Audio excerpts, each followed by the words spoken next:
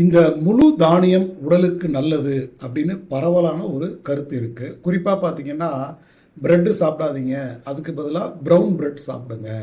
நல்ல முழுசான கோதுமையை வாங்கி அரைச்சி அதோட ஃபைபரோடு சேர்த்து சப்பாத்தி செஞ்சு சாப்பிடுங்க.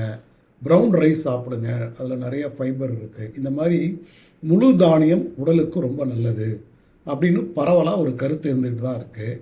ஆனால் பேலியோவில் நாம் தானியத்தை தவிர்க்க சொல்கிறோம். ஏன் அப்படின்றத நம்ம இப்போ பார்க்கலாம்.